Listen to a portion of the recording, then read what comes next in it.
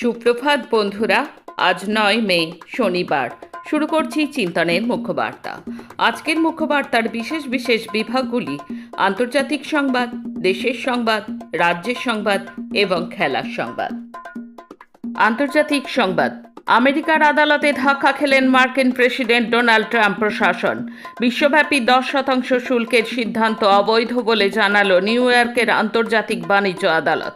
তবে এই রায় নিয়ে 3 বিচারপতির বেঞ্চে মতবিরোধ দেখা দেয়। শেষ পর্যন্ত 2 বিচারক মার্কিন শুল্ক নীতিকে অবৈধ বলে জানান। এও জানান, আইন অনুযায়ী মার্কিন কংগ্রেস প্রেসিডেন্টকে শুল্ক আরোপের যে ক্ষমতা দিয়েছে তা অতিক্রম করেছেন ডোনাল্ড ট্রাম্প।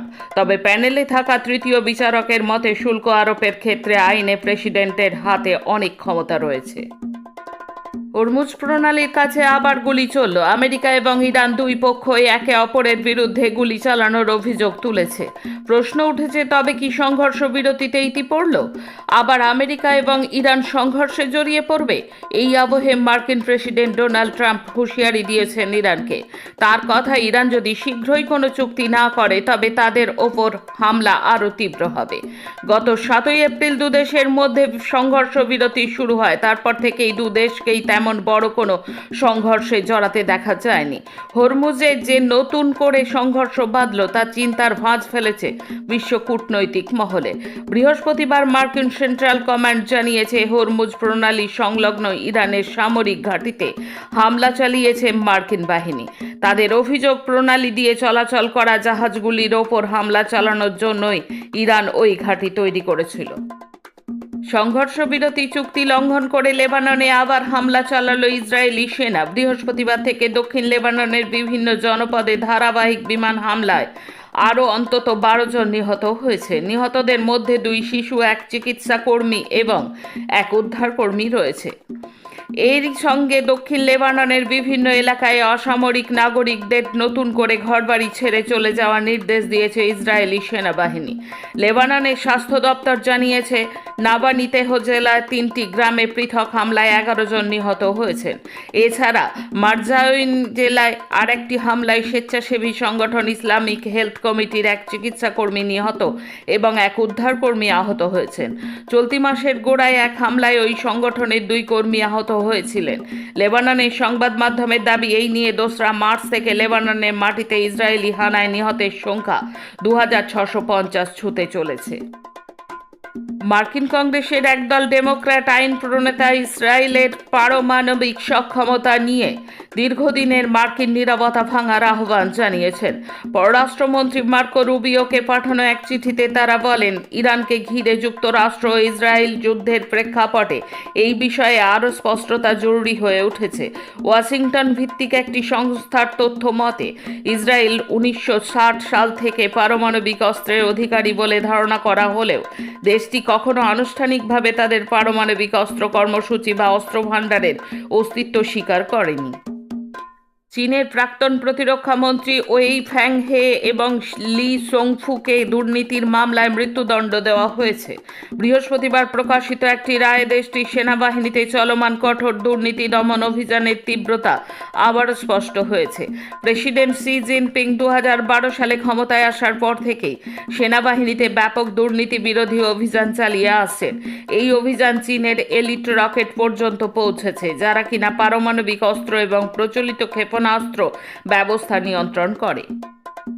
আসছি দেশের খবরে। প্রধানমন্ত্রী নরেন্দ্র মোদীকে আমেরিকা নিয়ন্ত্রণ করে বলে অভিযোগ তুললেন লোকসভার বিরোধী দলনেতা রাহুল গান্ধী।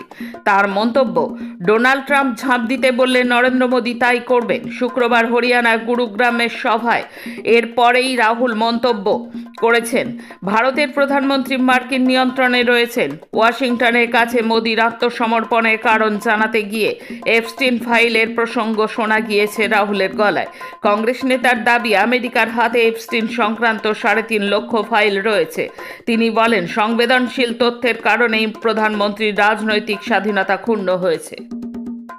তামিলনাড়ুর রাজনৈতিক সমীকরণ ছাপ ফেলল সর্বভারতীয় রাজনীতিতে। চিত্রতারকা রাজনীতিক থালাপতি বিজয়ের দল তামিলাগা ভেট্টি কাজাকাম টিভিকের সঙ্গে ভোট পরবর্তী জোট গড়ার কারণে কংগ্রেসের সঙ্গ ছাড়ার কথা ঘোষণা করল বিদায়ী মুখ্যমন্ত্রী এম.কে. স্ট্যালিনের দল ডিএমকে।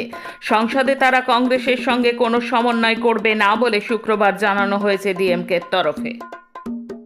তামিলনাড়ুর টিভিকে নেতা জোসেফ বিজয়ের মুখ্যমন্ত্রী হওয়ার বাধা দূর হয়েছে।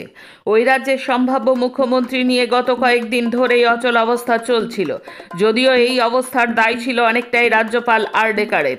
প্রসঙ্গত, এই রাজ্যের বিধানসভা নির্বাচনে বিজয়ের টিভিকে দল একক গরিষ্ঠতা অর্জন করেছে। 234 জন সদস্য বিশিষ্ট বিধানসভায় তার অর্জিত আসন 108, সংখ্যার হিসেবে যা প্রয়োজনীয় সংখ্যাগরিষ্ঠতা থেকে 10টি কম। এই সংকটের সময় কংগ্রেস নেতা রাহুল গান্ধী বিজয়ের প্রতি তার দলের সমর্থনের ঘোষণা করেন। তারপরে দুই বাম দল সিপিআই এবং সিপিআইএম তাদের সমর্থন জানায়। এই তিন দলের মোট 11 জন বিধায়ক টিভিকের সঙ্গে যুক্ত হওয়ায় তার সরকার গড়ার বাধা দূর হয়েছে বলে বিশেষজ্ঞ মহলের দাবি। আত্মনির্ভর ভারতে তৈরি হচ্ছে অত্যাধুনিক অস্ত্র। অন্যদিকে দেশের শিক্ষা ব্যবস্থার শোচনীয় হলো কেন্দ্রের রিপোর্টই বলছে দেশের হাজার হাজার সরকারি স্কুলে ন্যূনতম পরিষেবাটুকুও নেই শৌচালয়, জল, বিদ্যুৎ। এমনকি বহু স্কুলে শিক্ষক পর্যন্ত নেই। কোথাও আবার স্কুল আছে, শিক্ষক আছে, কিন্তু ছাত্রই নেই। বৃহস্পতিবার নীতি আয়োগ প্রকাশ করেছে school education system in India শীর্ষক রিপোর্ট। সেখানে দেখা যাচ্ছে দেশের প্রায় 98,592টি স্কুলে ছাত্রছাত্রীদের জন্য আলাদা শৌচাগার নেই। 61,540টি স্কুলে শৌচাগার ব্যবহারযোগ্য নয়। প্রায় 1,19,000 স্কুলে আজও বিদ্যুৎ পৌঁছয়নি। প্রায় 60,000 স্কুলে হাত ধোয়ার ব্যবস্থা নেই এবং 14,000 স্কুলে পানীয় জলের কোনো সংযোগ নেই। সুপ্রিম কোর্ট নির্দেশ দেওয়ার আগে অবধি সংসদে মুখ্য নির্বাচন কমিশনার বা নির্বাচন কমিশনার নিয়োগ আইন তৈরি হয়নি।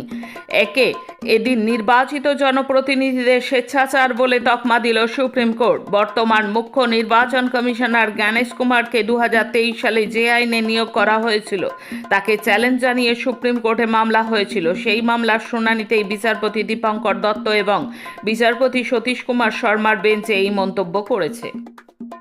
ভারতীয় সভ্যতার শক্তি তার বহুত্ববাদ এবং বৈচিত্র্যের মধ্যে নিহিত বলে মন্তব্য করল সুপ্রিম কোর্ট। আদালতের মতে শবরীমালা মামলায় 9 সদস্যের সাংবিধানিক বেঞ্চ যে সিদ্ধান্ত জানাবে তা গোটা ভারতীয় সভ্যতার উপরে প্রভাব ফেলবে। আবেদনকারী আইনজীবীরা এই পরিপ্রেক্ষিতে সওয়াল করেছেন, ভারতে যেমন সভ্যতা আছে, সংবিধানও আছে। সাংবিধানিক অধিকারের পরিপন্থী হলে ধর্মীয় প্রথা নিয়ে প্রশ্ন তোলা যেতেই পারে।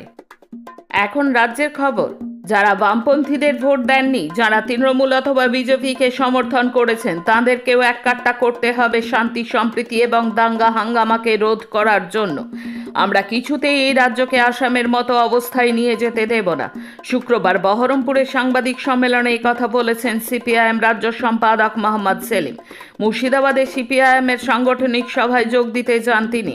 এদিন সাংবাদিক সম্মেলনে ছিলেন সিপিআইএম মুর্শিদাবাদ জেলা সম্পাদক জামির মোল্লাও। এই রাজ্যে যাতে বুলডোজার রাজনীতি আমদানি না হয় তা বামপন্থীরাই দেখবে।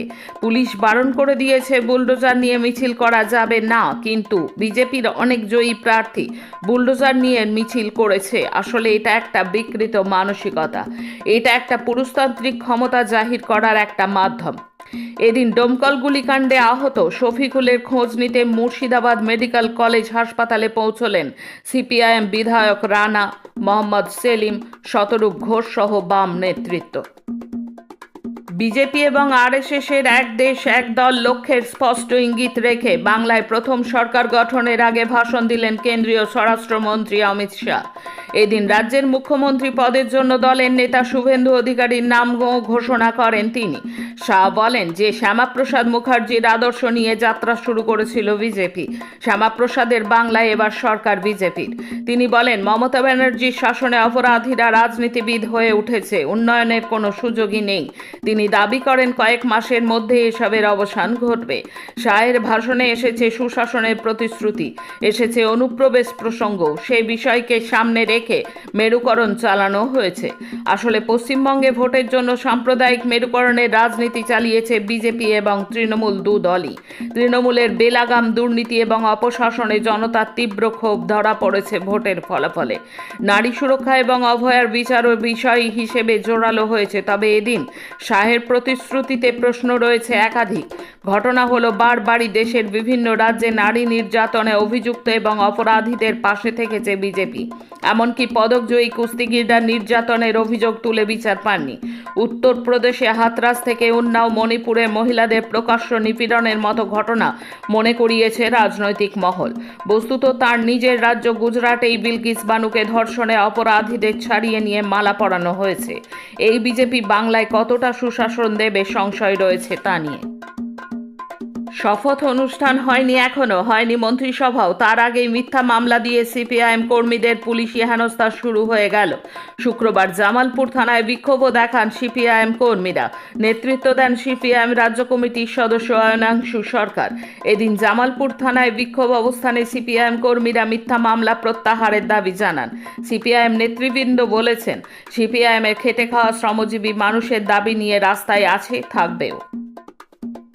বিধানসভার পরিষদীয় নেতার পদে শুভেন্দু অধিকারীর নামই চূড়ান্ত করল বিজেপি। কেন্দ্রীয় স্বরাষ্ট্রমন্ত্রী এবং পশ্চিমবঙ্গে নিযুক্ত পর্যবেক্ষক অমিত শাহের সঙ্গে সাংগঠনিক বৈঠকে সিদ্ধান্ত চূড়ান্ত হয়েছে। সেক্ষেত্রে তিনিই মুখ্যমন্ত্রী পদে আসীন হতে চলেছেন।